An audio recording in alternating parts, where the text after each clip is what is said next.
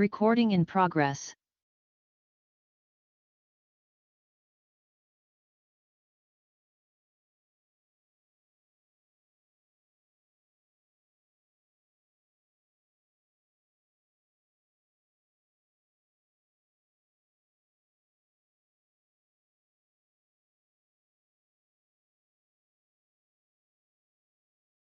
And keeping warm and safe.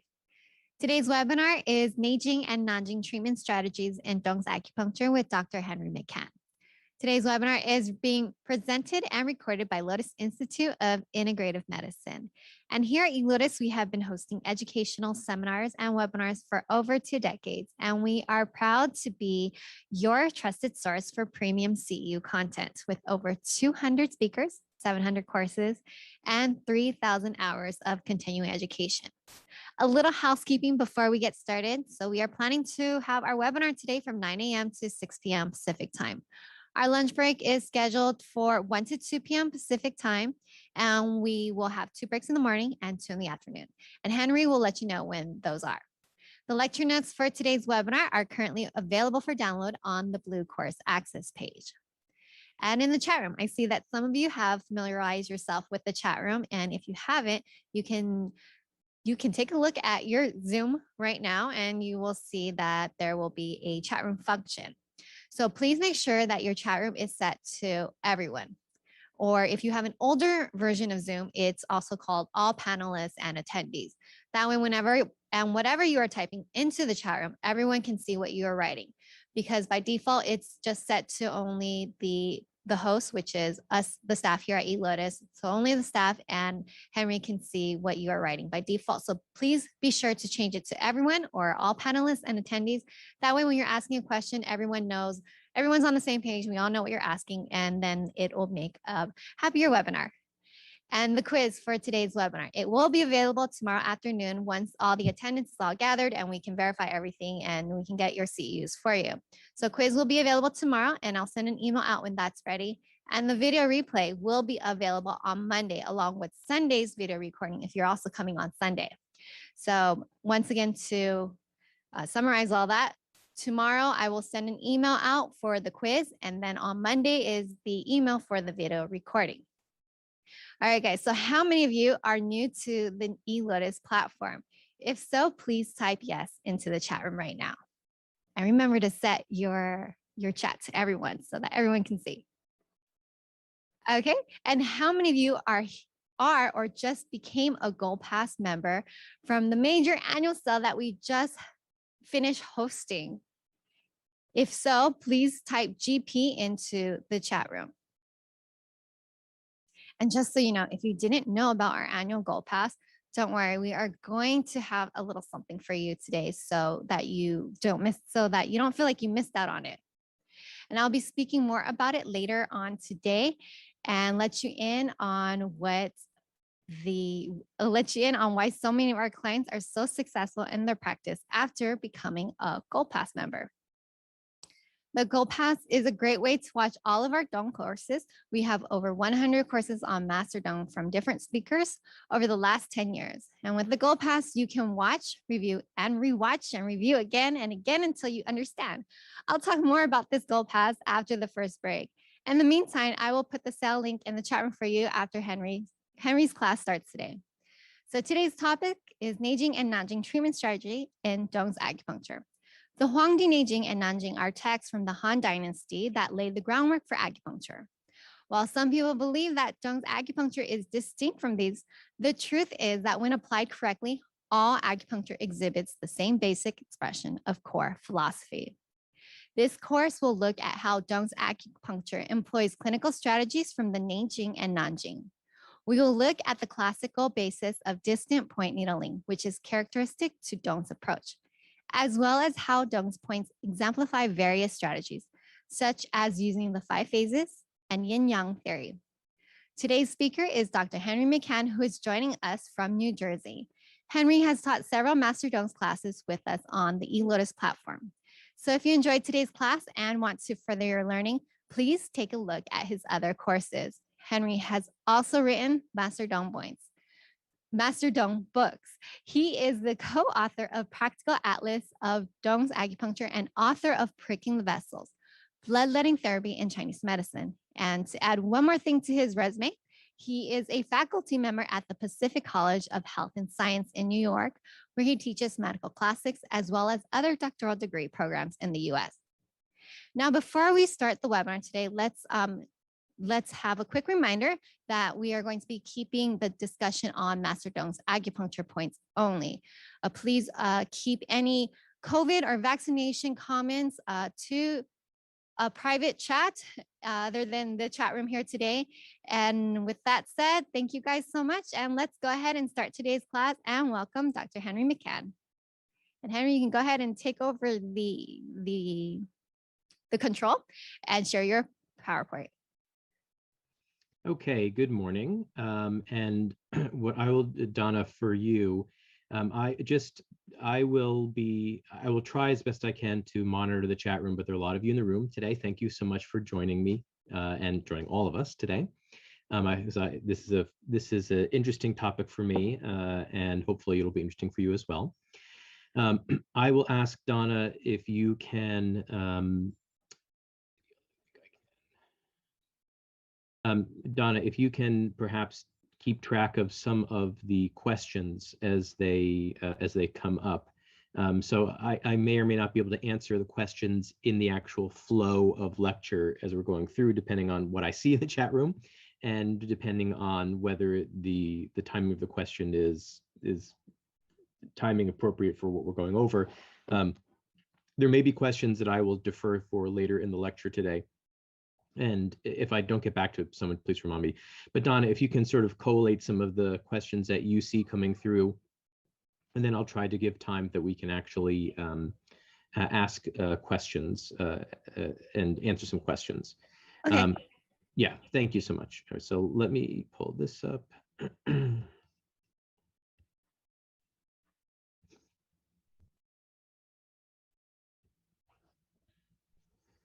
So today we have a lot to get through.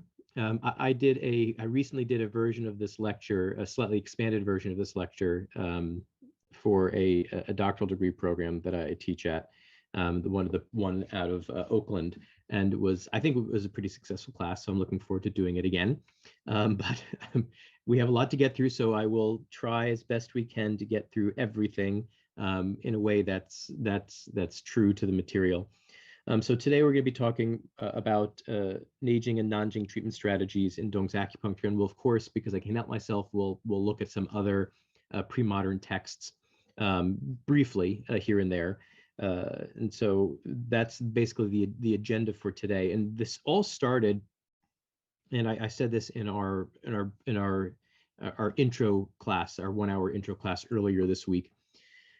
I said some of the idea of this started, although it's something I've been thinking about for a while. So most people know me as the teacher of Tung's acupuncture, since it's what I teach most of the continuing education courses on when I'm teaching continuing education courses. And although my main gig for teaching, I'm a faculty at the Pacific College of Health and Science, and there I've taught medical classics, both Neijing and Nanjing, for over a decade at this point. And so this is the material that to some extent is truest to my heart. And I do believe that if you really want to be the best practitioner of medicine that you can be, that these are books that you should be reading and reading regularly, hopefully. None of these books are the kinds of books that you read cover to cover and just sort of read like you would read a novel. They're books that we take piece by piece by piece, and we chew on and we chew on and we chew on. So, even in a full day's lecture, the amount of material we're going to look at compared to the entire length of these texts is really small. But there's so much good information packed in them that I really encourage you. I miss flying out, Donna. I'm sorry I'm not out there with you in California having delicious Korean beef dinners. But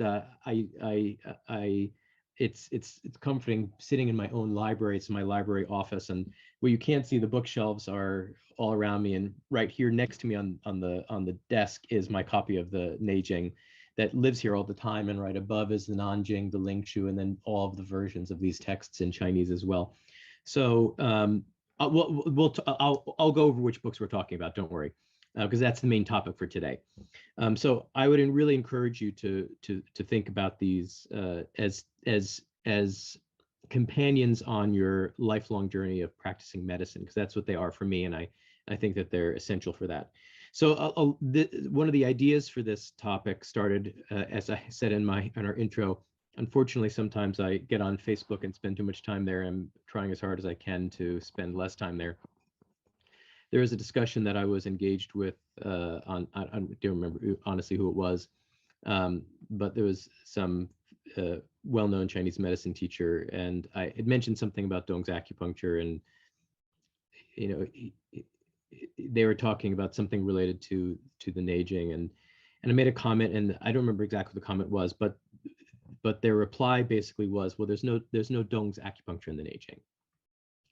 And it's true, right? So I can't fault him on that. So there is, in the Neijing, and we'll talk about, if you're less familiar with what the Neijing is, we'll talk very briefly about what it is. There certainly is no Dong's acupuncture in the Neijing. So nowhere in the Neijing does it list, the points, the names of the points that we use, nor does it list the Dong family name. But there certainly is Neijing and Nanjing in Dong's acupuncture, right? So I believe on a very fundamental level that while we can learn Dong's acupuncture like any acupuncture system, at a very superficial level, if we really want to try to understand what are some of the deeper inner workings of Dong's system, then we have to really look at what is Chinese medicine in general. And the sort of the heart of Chinese medicine, I believe, is found in these texts, which is why I'm excited to teach this class. My assumption for this class, just so you know, is that everyone here is familiar with Dong's acupuncture, at least on a basic level, and you understand where the major points are and what some of their functions are. If you don't, you'll have to go back and listen to the lecture again and read, right? Because this is not a beginner level class where we're going to go over all the basic material. But because we're looking at very core information from the Neijing, we're going to be reinforcing basic material. So anyway, let's for those of you who are relatively new to the topic, let's just talk briefly about the texts themselves. So the first text we're going to be talking about is a text called the Huang Neijing, which is the Yellow Emperor's Inner Classic, or Classic of Internal Medicine. There are lots of different ways of translating it. First, just looking at what the title means to help us understand what these books are. And Donna gave us a very brief introduction to them as well. So first, the word Huang Di is the Yellow Emperor, and the Yellow Emperor was a legendary Chinese sovereign and cultural hero who really in Chinese mythology is sort of the ancestor of the Han people, right, which is the dominant ethnic majority in China today. He was originally most likely a deity of a religious group or of a shamanic cult that was transmitted from the Zhou Dynasty, which is the older dynasties prior to the Han. And if there's a problem, Donna, you can just jump in with, just make sure there's technical stuff is going okay. If there's a problem, Donna, just let me know if my sound is good or not good or anything of that sort. So just to keep in mind that the Han Dynasty, which is the time period during which the Neijing was compiled, really is just to keep, we don't have to do detailed history, but just to keep it generally in perspective, Han period is roughly 200 years before the year 0 to 200 years after the year 0. So roughly 400-year period of time. There's a short interregnum, which is a switch to a different dynasty, right, just after the year 0, which is a fascinating little piece of history. I collect ancient Chinese coins, and some of the most interesting coins actually come out of this Wangmang period. Anyone wants to visit me in New Jersey, we can look at the 2,000-year-old coins together. It's really fun thinking that someone who wrote this book might have had this in their pocket at some point. But that's the time period we're talking about with the compilation of this book. So the Huangdi, though, is this legendary Chinese figure, right? And he's all sorts of stuff is ascribed to Huangdi. So for example, in Chinese mythology, if you want to know who invented the wheel, Huangdi invented the wheel. So he really is sort of thought of as a symbol of the beginning of Chinese civilization and culture. Okay. It was fairly common in ancient times to ascribe book authorship to cultural figures, right? So like Henry, who the hell is Henry? Why do I want to read a book by Henry? Yep, the book written by the Yellow Emperor, that's got to be a good book. So the Yellow Emperor was not the author of this text. The Yellow Emperor most likely never existed as an individual person. He's a symbol, and even ancient Chinese historians believed him to basically be a symbol of a stage of development in Chinese culture and Chinese history. So we don't take it literally. Just like the Shenong Benzao Jing, the Divine Farmer's Materia Medica was definitely not written by the Divine Farmer, who also never existed as an historical person. So this is where mythology and legend and history sort of melt together. And mythology is just as interesting as history for other reasons. So by naming this book or ascribing this book to the Yellow Emperor, though, it gives us an idea of the high esteem that this book was held in ancient times. Let's look at the next couple words in the title. The next word in the title is nei, and then we have the word jing. So the word nei means inner or inside. Some of the things that we'll look at today, just in terms of helping us understand what is potentially happening here and there, is by looking at what are the definition of certain words when we use texts that were written at the same time as these books were. So the first line under the word inner here that you see in Chinese is, it says, nei ru ye. And so this is the definition of the word nei, or inner, from this very ancient dictionary called the Shuowenjiezi. The Shuowenjiezi is it's not the earliest that we have, but it's one of the earliest, most really significant, essentially dictionaries, for lack of a better way of putting it, that give us the etymology of Chinese characters, of words. In other words, what does this word mean? So it says that this word nei is to enter inside something. That's the meaning of it. And when we're looking at what that means, then most of the, so the dictionary, like this, I can type into the chat room. I can't type it in, I can't type it in Chinese because for some reason, there's the pinyin. The pinyin's in the chat room. I can't type it in Chinese. Once my Zoom is running, I can't switch back and forth between keyboards. If someone wants to type it in Chinese, they can type it into the chat room for whoever wants to see it. So there is debate about what exactly the word nei means, and we don't have time to go into really, really deep debate. For those of you who are particularly interested in the history and background of the text, there is this book written by Professor Unshold called the Huang Neijing Suwen, Nature, Knowledge, Imagery in an Ancient Chinese Medical Text. This one is not a translation of the Neijing, it's the one that's in red that he wrote, but it is an excellent, excellent history and cultural study of the contents of the text.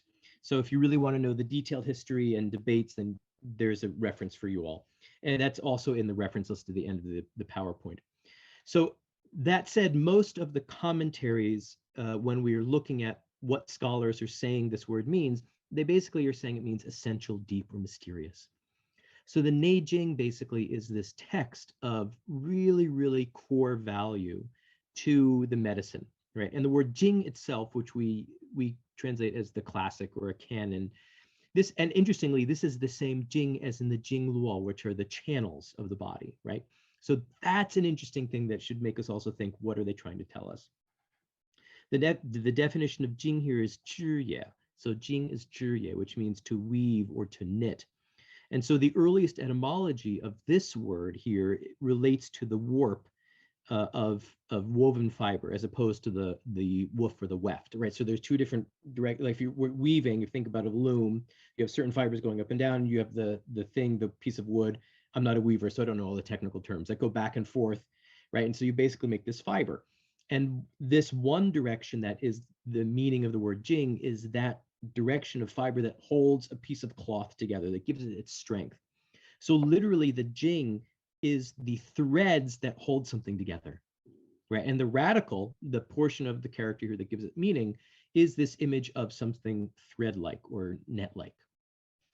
So this and think about it in the body. What are the channel system of the body? It's literally the threads that hold physically us together, right? Within a text tradition, within a literary tradition, the word Jing is a book that holds the entire tradition together. So for example, when Buddhism moves from India into China, the word sutra for a holy writing, right, is translated as Jing, right? So for example, the Heart Sutra, the Shinjing, is the Heart Jing, or Japanese, the Shingyo, right? Gyo is the same pronunciation, or Japanese pronunciation of the same character. So a Jing, or a book that counts as a Jing, is something that's essential and core to a tradition, right? Whether it's medicine, whether it's Ruism, Confucianism, whether it's a religious tradition, etc. So what is a classic then? You know, that's basically the next question. Right. A classic is a text, or what we're calling a classic, is a text that that basically holds together this tradition or this body of knowledge. And why do we study them? We study them because they essentially open up this idea of a conversation that happens over time. So we have this conversation between our own clinical practice and the clinical practice of, at this point, 2,000 years of physicians who have come before us, because this is the material that they saw fit to transmit. The Neijing, interestingly, the Neijing that we have today is not the Neijing of the Han Dynasty. I mean, we like to say it's a Han Dynasty text, but realistically, the version we have today was only written about 1,000 years ago, right? It's certainly based on something from the Han period. But what we have today is not, it's not like it was written in the Han period and it's never been edited, never been commented on. It's a living, breathing document that today even garners commentary and debate. So it's what it is a way that we can enter into a conversation with ancients. And when we study it ourselves, it's a conversation that we have with our own clinical experience, right? So it's conversations and mirrors onto our own practice. Now, interestingly, as in this idea of conversation, the way the book is written, for those of you who are brand new to the idea of the Neijing, it's written mostly, with some exceptions, but mostly it's a question and answer session between these two guys that you see on the screen here, right? And what you see on, when you're looking at it on your left, right under the yellow where it says what is a classic, that's Chibo. And the guy on the other side on your right, when you're looking at it, with the really fun hat that I love watching ancient period dramas in China and Korea, because they have the best hats. Like, they have fantastic hats. And my wife rolls her eyes every time I go on eBay trying to look for ancient Chinese or Korean hats, which I do not have, but I would totally wear around town. The guy with the funny hat is the Yellow Emperor, right? And the way the book is written is as a conversation between Chibo and the Yellow Emperor, where the Yellow Emperor asks a question related to medicine, and Chibo, who is his teacher, who is basically his mentor. And you can see in Chinese, if you read Chinese, the top line says Tianshi Chibo. Tianshi means the heavenly master, right? And the heavenly master is a reference also to the heavenly master sect of Taoism. So he's not a religious figure, but he has that sort of, we hold him in reverence. And the questions are basically how the book is written to explain concepts in medicine. And the character you see in the middle there is the word wen for question. And the outside, we see sort of like two boxes. This is where I wish I had a whiteboard, but we have two boxes with these, things going down, and a box in the middle. That box in the middle is a ko, or a mouth, and this around the outside is a men, a gate. So what is a question? It's literally doing something with our mouth, asking something that allows us to enter through the gate, in this case, of what? Gate of knowledge, gate of that experience that's come before us in terms of physicians of ancient times. So that's why we study these things. That's why we study classics, because they allow us to enter into the stream and lineage of practice.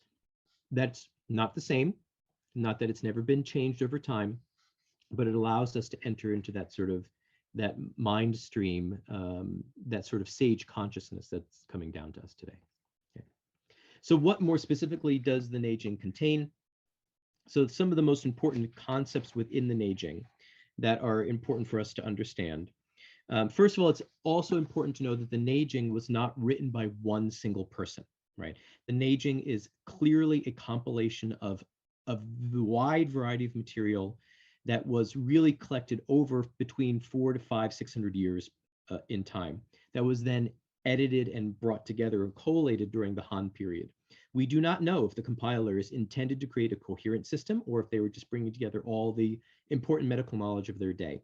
So there's going to be disagreement and there's going to be debate even within the same text. And that's something we just have to understand and we have to become comfortable with. But again, it was during the Han Dynasty, roughly about 2,000 years ago, that the book was compiled, at least in some form. So some of the main themes of the text, which are themes that we will touch on today in relation to Tung's acupuncture, certainly one of the most important things is this theme of yin and yang and 5 phases. So one of the revolutionary things that the Neijing did, and we don't have time to talk about what was medicine like even before that. When I teach these classes for PCOM, we spend an entire lecture just on the history before the Neijing, before we even touch the Neijing.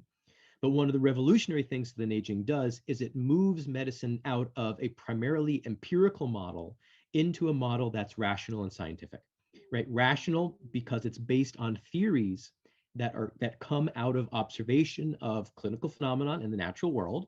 So it's not just, my experience only. Experience never goes away, of course. All of our experience is important in how we practice. But if you had to wait for experience, that means that any new disease that you had never seen before, what do you do? What do you do when you have a patient that comes to you and you've never seen the disease ever before, and the only thing you do is experiential medicine?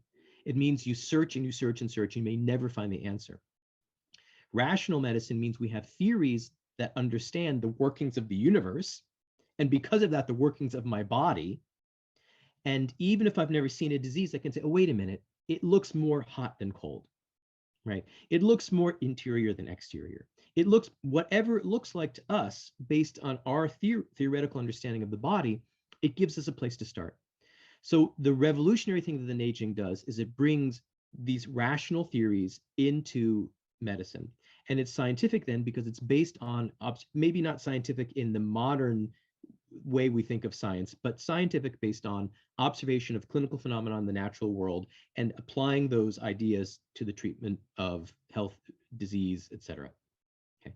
So the way that we then look at it, the first and foremost big deal of the Neijing does is it really gives us a detailed look at yin yang and 5-phase theory within the practice of medicine. And yin and yang certainly was, a really, really, really big deal. The first quote you see here is from the Shitsa, which is a commentary on the Book of Changes, the I Ching. It says, Yin, Yang, Zhi Wei Dao. This is the one yin and one yang. That's the Dao, right? Which means that's it. All you got to know is yin and yang. If you really know yin and yang well, then you know everything. The problem is that we're not so smart.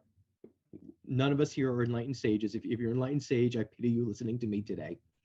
But Chibo, in his wisdom and in his benevolence, knew that we were not enlightened sages, so he tries to make medicine easy for us by giving us all these examples and all these details. But what all the details go back is we just have to understand some of these core ideas, right? Which is why even in Dong's acupuncture, if you understand, I know it's maybe heresy, I'll say it again, I say it almost every time I teach, fundamentally, I do not believe there are different systems of acupuncture. There's Dong's acupuncture, Korean acupuncture, Japanese meridian therapy, TCM, it's all marketing. If you truly understand yin and yang, you'll understand all of these systems. You may have different preferences in terms of your algorithm. In other words, where do I start? How do I make my diagnosis? How do I approach treatment in what order? It's just algorithm differences. Should not be a difference in fundamental yin and yang. If you look at another acupuncturist who is a successful acupuncturist and you say, I don't know what the hell they're doing, then you don't even understand your own system, right? You should be able to make sense of, if the treatment is working, you should be able to make sense of, even if you disagree that it's the best way to do it, you should be able to make sense of what's going on through these core lenses that we look at, okay? So that's why this next quote here this is from the first chapter of the Suen, when we'll talk about what the Suen is for those of you who may not be familiar.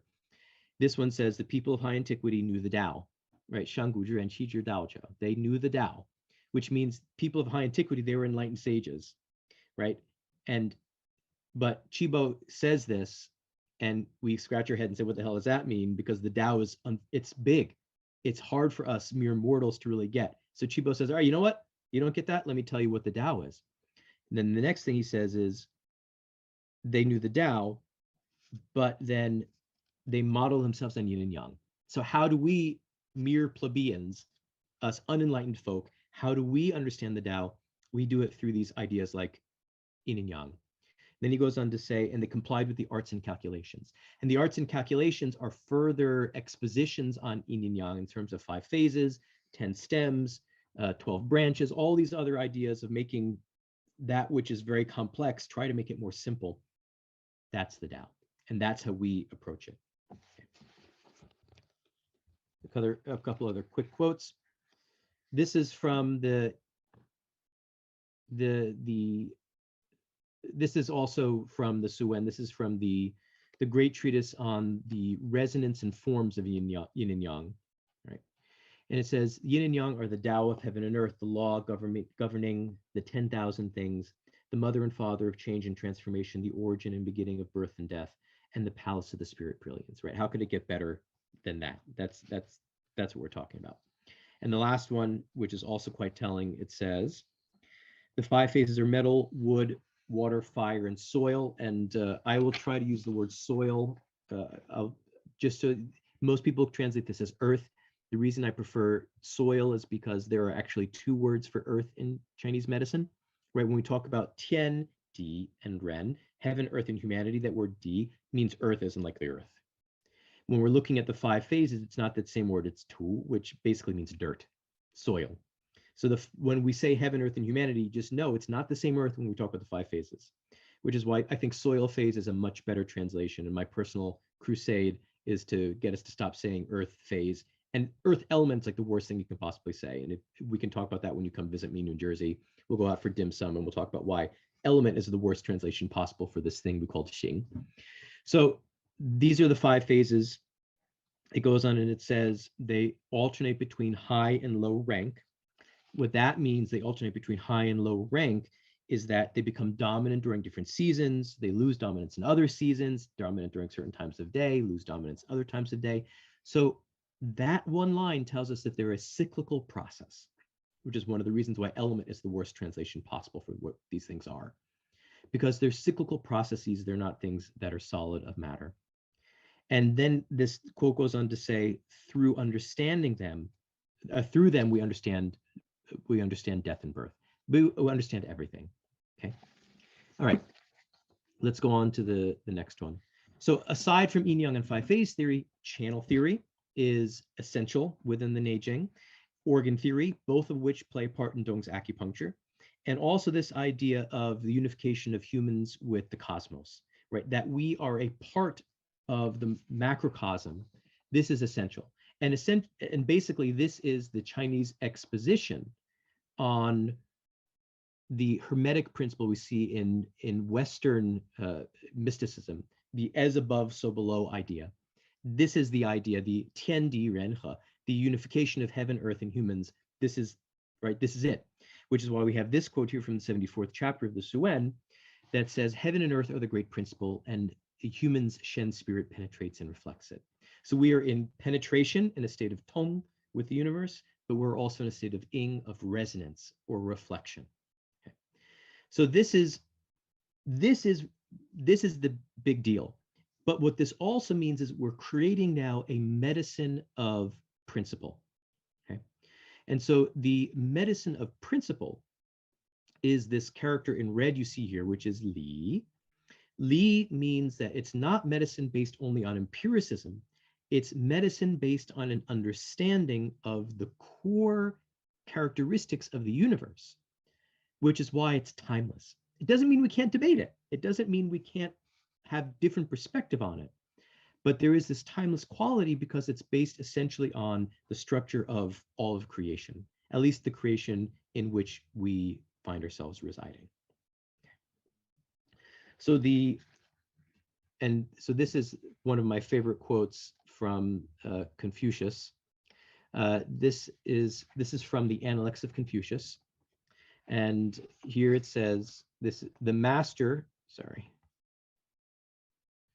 The master is Confucius, right? So all of these are quotes start with 子曰. 子曰 means the master said or Confucius says, I do not open up the truth to anyone who is not eager to get knowledge, nor help out anyone who is not anxious to explain themselves.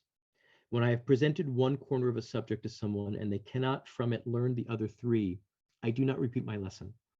Now, Confucius, I don't think was being sort of snobby about not wanting to really teach, but what he was saying is something that I think is really very deeply true, is that we learn principle from talking about theory, but also from seeing the details, right? The best example I can give is I've had an ongoing and for me a very important relationship with my Taiji teacher. So for about a decade, I've seen him almost every week with some lapse during the early part of the pandemic. And he's so good at what he does. And he gives me all these details and all these corrections all the time. And I lament sometimes that I can never, even if I were to take notes every time I see him, I would never remember all the details of what he's shared with me over these last years. But what I do hope is that through the details, I start every day, every time I stand outside and I practice every day, every time I do it, I get a little bit closer to really understanding true principle. And if I understand the true principle, I don't have to remember the details because the details flow from principle, which is why Confucius says you just have to give them basically an example. Through the example, they learn this thing, Li, principle. And from that, then everything else flows. So that's why the books like the Neijing become really, really important, because they help elucidate principles. And what Aaron just typed in the chat room is exactly, that's the point. You study the details so you understand the principles. And once you understand the principles, then the details flow naturally, right? Okay, that's the beginning of the philosophy part of it. And so here we have T and Jung, theory and application, and that derives from this thing called principle. And this under here, it's the Chinese underneath that, the character on the right, that says, this is the definition of the word principle from this dictionary, the Shuanjiezi. And it says it's carved jade, right? Carved jade. Now, what is carved jade? Like, I love these really weird definitions. So carved jade, think of it as, like, I've never carved jade. I haven't carved precious stones, but imagine like a diamond. When a diamond goes to a diamond cutter, the diamond cutter doesn't look and say, okay, I'm going to make the shape out of it. And it's not every shape comes out of every raw diamond. The raw diamond just looks like a rock, a little pebble. But what the really, really talented diamond cutter does is they're able to understand what's the inner contour of the crystalline structure of that diamond. And they find a shape that brings out the best of that natural stone, right? So it's a conversation, more conversations. It's a conversation between artist and material. Same thing when someone is carving a massive piece of marble. It's not like you can make that marble into anything as easily or as beautifully as anything else. It's a conversation between the artist and the raw material to try to bring out a shape based on that inner structure that's there already. That's principle. From that, we have T and Jung as theory and praxis, which is then the absolute principle and then how we apply it. That's really what we're talking about when we're looking at the Neijing. The other thing that's important in the Neijing are the longevity traditions. This is not one that we will really have too much time to talk about today, but also it's an important part of our medicine that I think really can't be completely ignored. Okay. For those of you who are less familiar with the Neijing, also, there are two main sections of the Neijing, two really books. The first one is called the Suwen, which means the simple questions. Again, more questions. And the second one is called the Lingshu, which is the numinous, the miraculous, or the spiritual pivot. The Suwen is more the section of the Neijing that deals with essential questions of the nature of the universe and the nature of. So, for example, the very first question in the Suwen is, why is it? It's the fundamental question of Chinese medicine. Huang says, why is it in ancient times people lived to 100, but people today are falling apart at half that age? And that's what Chibo's answer was I gave you before. He said the reason why was because the people in high antiquity knew the Tao. Okay. Can everyone see both the whole screen? I want to make sure that's not just not just a problem with one or two people. You can go ahead and type a C. Okay. Maybe for those people who can't see it, maybe our technical team can help you out. All right. Just want to make sure. So the Su Wen, so if you're the whole screen, you should be seeing, as long as you should see the picture on the one side and then the typing without being cut off on the other side. That's the whole screen in front of you right now. Okay. So this, by the way, is this person is not Chibo or Huang Di. This is the Song Renzong. So this is the Renzong emperor. He was the person who basically commissioned the compilation of the Neijing in the Song Dynasty. Okay, so the Suen is one portion of the Neijing that gives us all these existential questions of what does it simply mean to be a human being? What's the basic mechanism of yin and yang and 5 phases, and how does it work in medicine? The Ling Shu is also called the Zhenjing, which means the classic of needles. So Ling Shu is the one that says, okay, you know what? Here's the nuts and bolts. Here are all the channels. Here are the main points in the channels. Here are the signs and symptoms, etc. Okay. Both the Suen and Ling Shu are written in 81 chapters, 81 being a significant, numerologically significant number. Why? Because if we're looking at the single-digit numbers, or the single character numbers that are written with one Chinese character, we have basically 1 through 10. Odd numbers are yang, even numbers are yin. This is basic Chinese medicine concepts or basic Chinese concepts.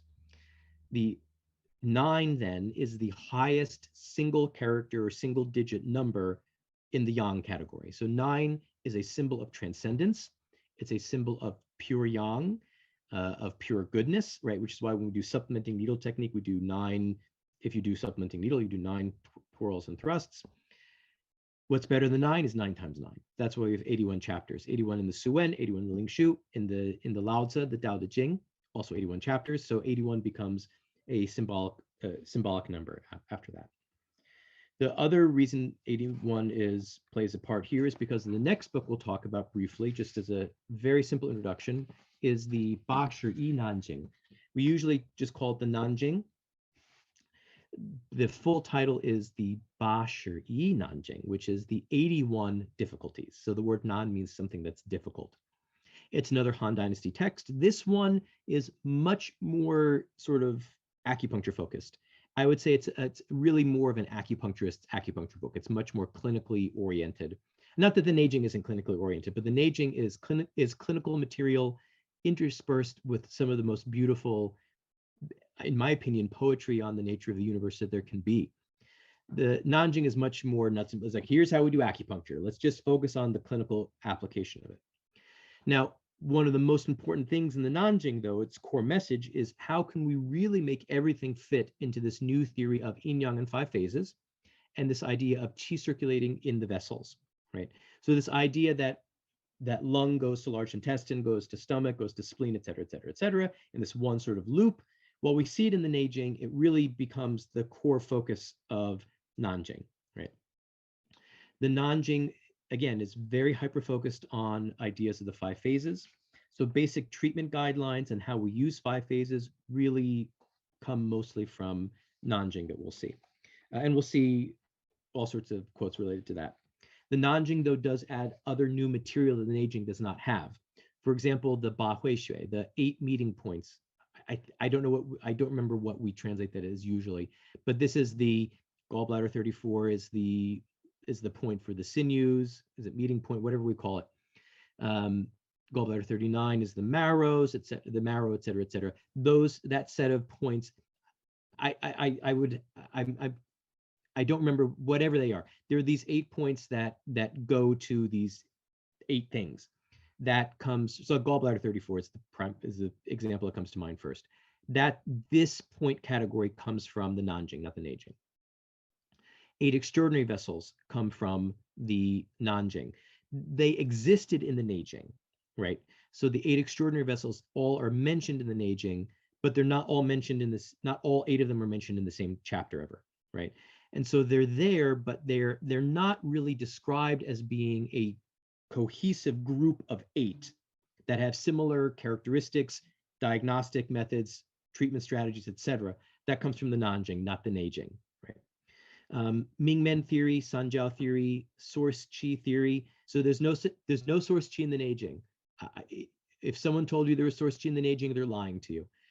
There are lines that we might read as related to source chi, but the word yuan chi is not, it doesn't exist in the Neijing. So Mingmen, Sanjiao theory, yuan source theory, this all comes from the Nanjing. Okay. Now, the last thing that I'll say, and we, like as I mentioned earlier, I will quote from other people. Can't help myself. So we'll quote from the Tao Te Ching, we'll quote from the Zhenzhou Dacheng, we'll quote from all these other books as we're going through the lecture today. But the other thing that, in my opinion, the classics really serve as these sources of real sort of deep and profound inspiration, right? And so one of my favorite quotes is this one here that I'll read to you. This comes from the first chapter of the Ling Shu, which is the chapter on the 9 needles and the 12 source points. It says, now when any of the 5 zang has an illness, that is as if one was pierced by a thorn, soiled by dirt, as if there were a knot or something closed. A thorn may have pierced one for long, and yet it can be pulled out. A stain may have existed for long, and yet it can be cleansed. A knot may have been tied for long, and yet it can be untied. A closure may have lasted for long, and yet it can be opened. If someone says an illness with a long duration cannot be removed, then that is an erroneous statement. And this is something that I try to remind myself all the time. None of us has a 100% success rate. If someone says, if they tell you have a 90% success rate, also they're lying to you. We have to be honest with ourselves. It's a challenge for us because we're the mere mortals. We're not the enlightened sages. Because again, if you're an enlightened sage, you're not in this class right now. But when I have a patient that comes in front of me and I think I can't, this patient has a disease it can't be fixed. When I say it can't be fixed, I have to remind myself I can't fix it, because it's my own limitation that is at play here, right? There is something, everything can be fixed on some level, but I just may not be ready. My skill level is just maybe not there yet. So this quote goes on, basically says that.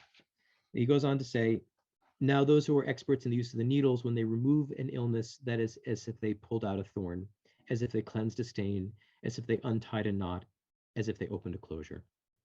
The illness may have lasted for long, and still it can be brought to an end. Those who state that it cannot be cured, they simply have not acquired the necessary skill. Right. So hopefully this is so for me, these books they're like old friends, and they're old mentors, really. It's not just old friends, they're old mentors. So if nothing else, I hope I inspire you to start reading these books. You just need one paragraph at a time and just read it over and over again, think about it, and the meaning will eventually reveal itself at whatever level we're ready to understand it. Okay. All right. That's the basic background of the books that we're going to be talking about for those of you who are wondering what those are. And again, there's a lot more written. I do recommend Professor Unschuld's translations and studies on these texts. In my opinion, they're really the best to read. And if you're a professional, you should be reading these books, okay? I know some people are sometimes confounded by the language, but you just do it piece by piece, slowly, and eventually get it there. Just so you know, also, as we go through this lecture, a lot of the translations are either from Professor Unschuld or based on his translations. Sometimes where I disagree with his translation, I will make modifications or I'll translate it myself. But he's a much better translator than I am, so I can't say that I won't, these are not all my translations because he's much more astute than I am in translation. Okay, any really quick basic questions before we move on? Then we'll start. We have a lot of material to cover today. All right, Donna, you can just keep collating questions as they come up. So let's look at some ideas. We're going to be looking at basic treatment strategies. And the first thing we're going to look at in terms of basic treatment strategies are this idea of treating root versus tip, right? Or sometimes they translate as root versus branch, but branch means a branch, right? The word here, tip, is like the end of the branch. So I think root versus tip is a better translation. So first, let's look at some of these words. And these, again, are the definitions from this dictionary we talked about before, the Shuanjiezi. The first one is the word bun, which is the word we usually translate as root. And the definition is mu xia yue bun. The mu xia means that which is beneath the tree, yuebun, is called the bun, the root. So this is pretty straightforward. That which is underneath the tree, and the character for those of you who can read Chinese, I think you can see my cursor. This character here above the cursor is root. This is tree. So you see it's tree with just a little line added to it. So it's pointing at that bottom part of the tree. In other words, this is, if you're a gardener, like I like to say we garden in my house. I really mean my wife gardens. So she's a master gardener here in New Jersey, and we do a lot of gardening around the house. So, if we're taking weeds out, if you just snip the top off, you're not going to get it. You have to take it from the root. That's what the meaning of this is. So the root is, well, we'll talk about the definitions perhaps of root and branch are from a modern dictionary perspective. The next one, tip. Tip is mu miao mo ya. So it's the end points of the tree, right? That's the biao, that's the tip, or we call branch, right? And again, these definitions are from this early dictionary. So the modern dictionary definition, and this is from Weissman's fantastic practical dictionary, and that sits on my bookshelf basically right next to my classics texts. It's another one you should all have. These are the primary and secondary aspects of a disease, and the definition does change because it's about relationship to the disease.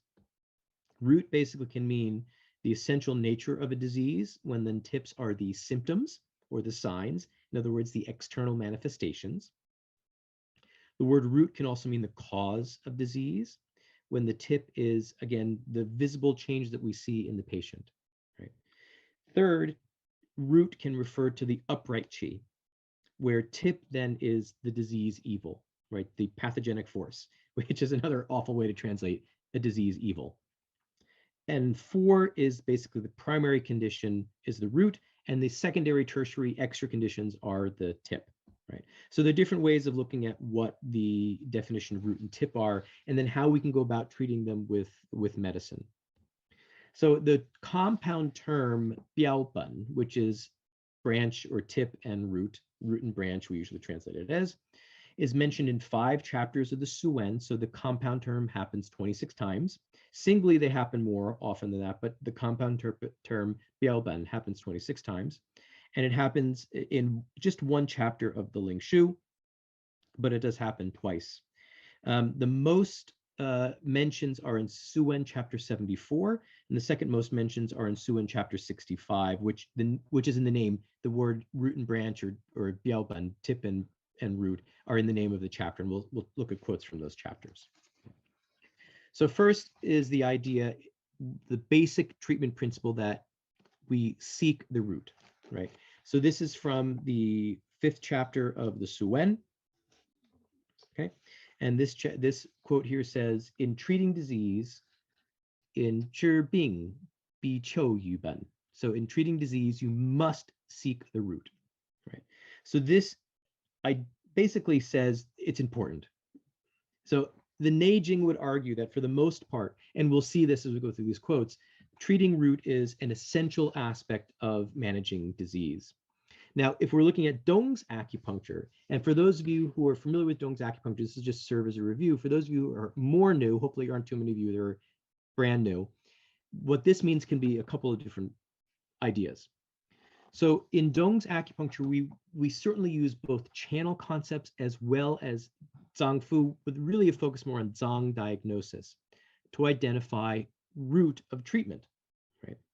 So when we're looking at channel diagnosis, like what channel is being affected, this is particularly important, for example, when we're looking at pain in the body. Although pain in the body, we still do Zang diagnosis, right?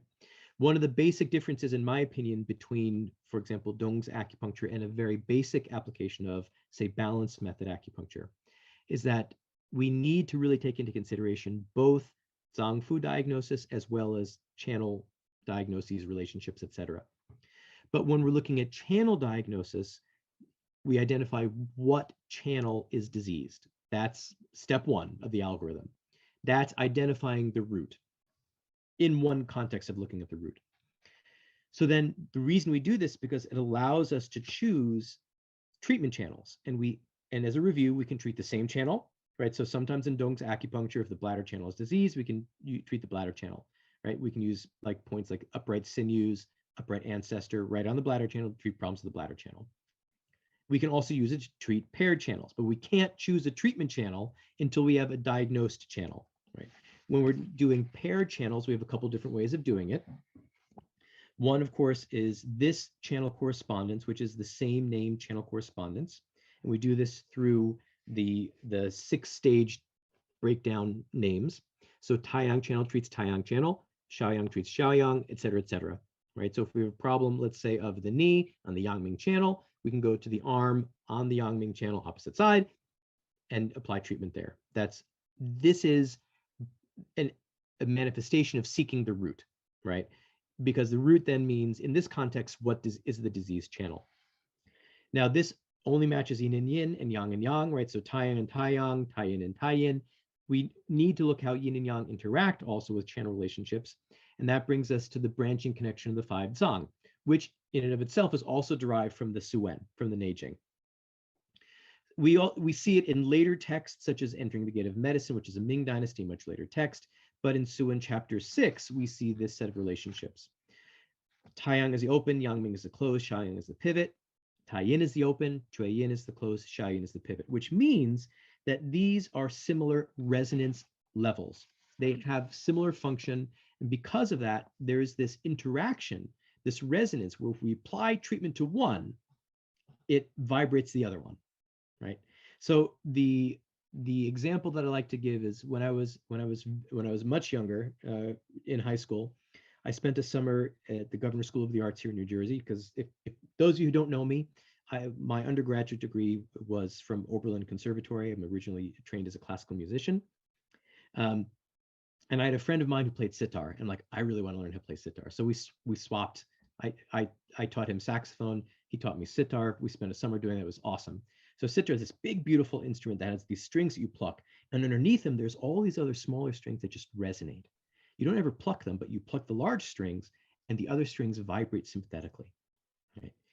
Just like in nature, in the body, when winter is going on outside, my body vibrates sympathetically. This is the word ing that we see in that other chapter, a quote from the 74th chapter of the Suen, where it says, heaven and earth are the great principle, man's Shen spirit penetrates, we're in a state of Tung, and is in resonance with, which is a state of ing. So that's a core concept, right? This is the word in modern Chinese is gan ing, so this idea of like resonance. When it's winter outside, my body vibrates in a way that's different from when it's summer outside. And if I fight that vibration, then I'm in a state of disease. If I learn to coexist with that vibration, then I'm more likely to be in a state of health. The reason this works, what you see on the screen now, is because these layers have this vibratory relationship. Sorry, it's my music background, I think, in terms of these like harmonic sounds. So when we pluck Taiyang, then the string of Taiyin starts vibrating also, because they're on that same resonance layer.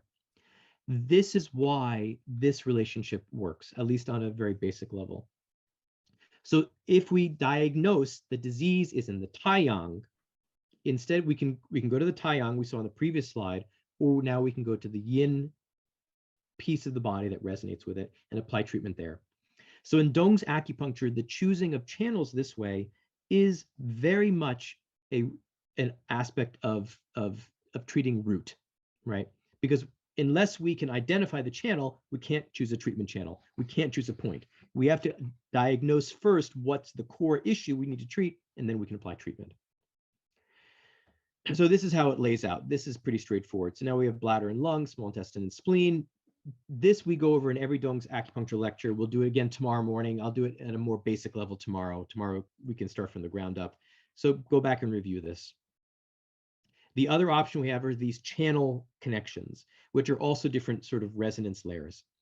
So here we have some that are the same, for example, heart and gallbladder. And this is, for those of you who are maybe a little newer to this is just the diurnal cycling of the channels. Lung is 3 to 5, large intestine is 5 to 7, stomach is 7 to 9, spleen is 9 to, et cetera, et cetera. So this is the order of circulation of the channels. And what's important here are the across relationships, because they're another yin-yang relationship. So lung and bladder go together. That's the same as Taiyin and Taiyang. Stomach and pericardium, same as Yangming Jueyin. Heart and gallbladder, same as Xiaoyang Xiaoyin. But now we have other relationships. liver and small intestine go together, large intestine and kidney, spleen and sanjiao. Again, these are just examples of how do we, or what's the importance of finding the root, because then it allows us to understand treatment. Now in Dong's acupuncture, this is, and in other lectures I've talked about these different methods of choosing, really of choosing strategies. So this is one of the core strategies of Dong's acupuncture. This is this up, down, left, right balance method. And this is the same as we see in balance. This is where balance method acupuncture comes from this concept in Dong's acupuncture. Oftentimes used for the treatment of pain. This is again the idea, let's say that we have pain in the knee, so you can see these resonances. This one you can chew on, and maybe we can talk about it later. So we see these relationships being applied. So for example, if we have pain in the knee, we can apply treatment at the elbow. If we have pain in the hand, we can apply treatment at the foot. And we can invert the relationship. Okay. This is based on these channel associations. Also based on the channel associations, it's the holographic needling method, which is the second main strategy in Dong's acupuncture. And we've talked about these strategies in more depth in other classes. And we'll review them again tomorrow. So in this first strategy is limb to limb. The second strategy is limb to trunk, because this then not only for pain, but also internal medicine, because it allows us to get to the area where the zang and the fu are located, the internal organs. So this is, though, we also need to decide root before we can decide what point on the limbs. Now, the next thing we'll talk about, though, is this seeking the root with the organs. So again, in Dong's acupuncture, as I said, we need to look both at the channel, but also organs as root. So in Dong's acupuncture, we also have a method of treatment that is not necessarily the same method of simply choosing channel associations, although we can certainly understand it through channel associations. But there are Daoma combinations, and we'll define Daoma a little more later today when we'll talk about the interesting relationship between the Ma-Dan-Yang star points and Daoma needling, which is a fascinating discussion. But there is a group of points that tracks to each of the 5 major viscera, and actually kidney gets 2 groups. This is a quote from Yuan Guobun, and this is in Dr. Huang's wonderful book on Dong's acupuncture. And Dr. Huang he also has quite a number of classes here on eLotus that are all spectacular. I've listened to basically all of his courses here on eLotus, and he's a much better acupuncturist than I am. And so he's fantastic to listen to. This is a quote that's taken from his book, where it's originally quoting Yuan Guobun. And Dr. Yuan was saying, one day, Master Dong told me the principle of acupuncture treatment in his office. For severe and chronic conditions, you have to choose the organ. What is he saying? Being bicho yuban. When you treat disease, you must look for the root. So for especially the chronic and ongoing things, the channel relationships are secondary. What's the main organ? And then we choose a main point group that goes with that main organ as basically an overarching regulator of that organ's function. And he goes through these main groups that we'll go through. You can look at the quote here, and we'll briefly go through all of them in just a second. Right, and so that means we have to identify the root. And the Neijing gives us all sorts of ways to identify root simply by things like signs and symptoms. So this is just a comparison of the organ descriptions of the 5 zang from Suwen chapter 22, Suwen chapter 74, and then this is from the 16th difficult issue. Most of these you've already all seen before at some point in your clinical practice. So Donna, keep track of the questions. I'll come back and answer these questions shortly. So here, of course, we have signs and symptoms that we're all used to. Lung gets coughing, heart gets chest pain, spleen is heaviness in the body, problems with the muscles, et cetera, et cetera, et cetera. These quotes from the 74th chapter of the Suwen are all related to the 19 lines in pathology. So it says all qi oppression and stagnation without exception are associated with the lung. This is actually kind of an important idea that really is vital in Dong's acupuncture. So we associate like liver, really, right, in modern TCM, with the smooth moving of qi in the body. But in the Neijing, the lung was primarily responsible. Why? Because it's the lung. If we think about where does qi come from, and this comes from the Ling Shu, this is also from the Neijing. We have that which comes from the spleen in the stomach, goes up into the lungs. We have the air that we breathe, and then from the lungs, qi is disseminated to all the channels and all the organs. So since that lung is, which is why lung is the first in the cycle of all the channels. It's also why, according to the Nanjing, we feel the pulse on the lung channel. You ever wonder why we feel it on the lung channel? Because the lung is responsible for the dissemination of qi everywhere. So all qi oppression and stagnation, without exception, are related to the lung, which is why we use points like lingu, which is related to lung. In TCM, it's on the large intestine channel, it's metal, for ordering and moving the qi in the body. All pain, itching, and sores, without exception, go with the heart. Damp swelling and fullness with the spleen. Wind with the liver, which is involuntary movement of the body. And then cold with contraction and pulling in are related to the kidney. Okay. Then the 16th difficult issue, we have signs and symptoms. We also have a mind or affect, which we'll talk extensively about tomorrow. Tomorrow is entirely on the basically treating mind, affect, mental, emotional, psychological with the 5 organs in Dong's acupuncture. Okay, so once we identify the zong, then we go into this third method of point selection. And so I think someone was asking about Dr. Huang. I think the reference, I put the reference to Dr. Huang's book on the reference list. So if you want his book, it is not on the reference list. Oh, I need to change that. Maybe Donna, you can find the link to Dr. Huang's book and then put it up. Okay. So the third method of treatment then is using the affected channel, which then, in this case, this method, it says affected channel, but really means choose the main zong organ and needle for regulation. Okay. And all these zong organ groups, these Dharma groups, are in zone 7 and 8, and we'll later understand why. Quick review, and if you don't know these, go. This is where you have to do homework and look them up by yourself a little more. The first one we have here is the sima, the leg 4 horses or team of horses.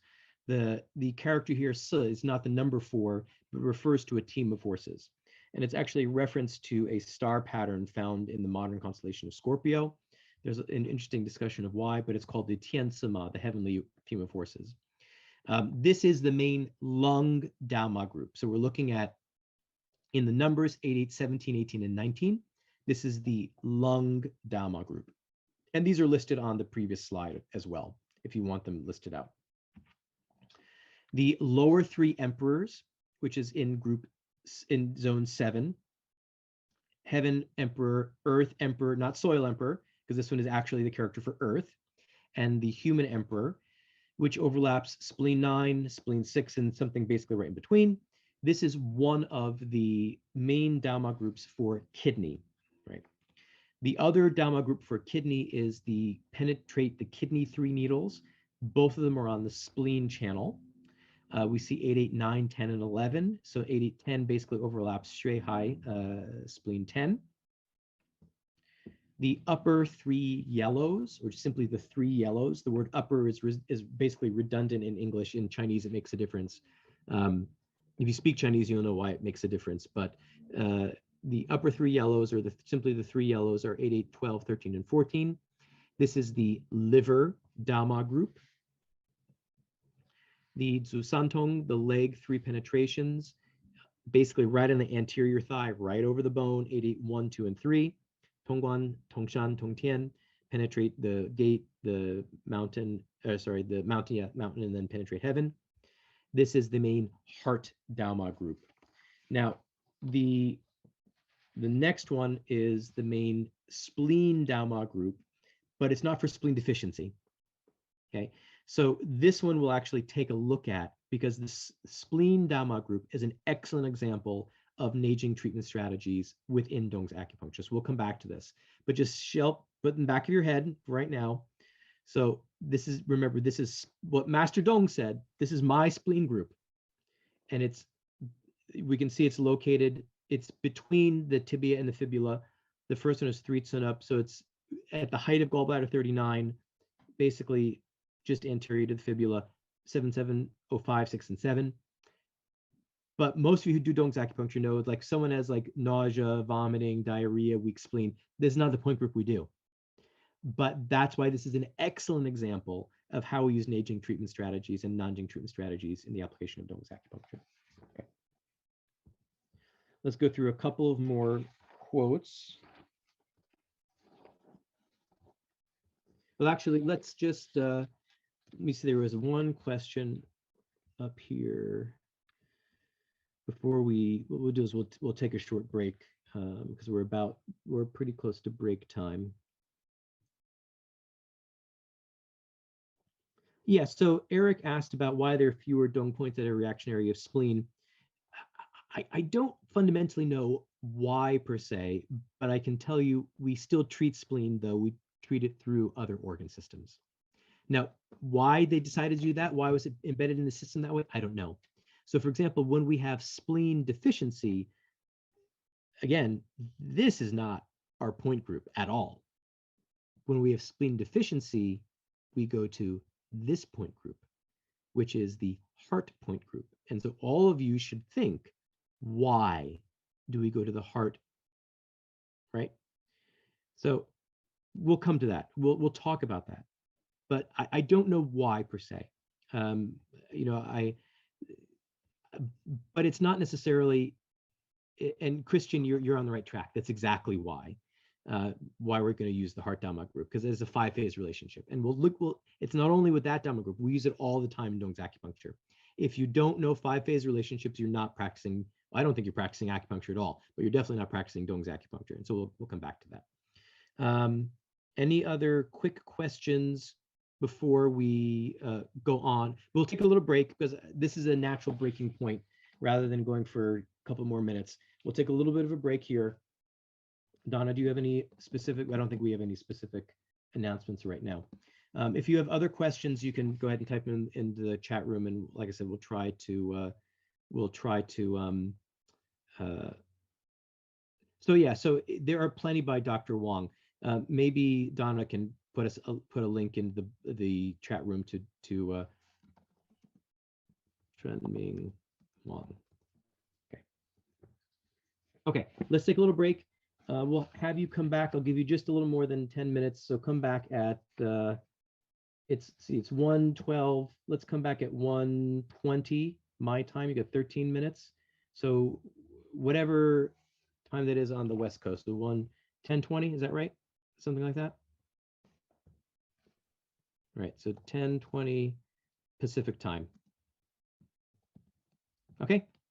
Go take a little bit of a break, get up, get something to drink, and we'll see you shortly.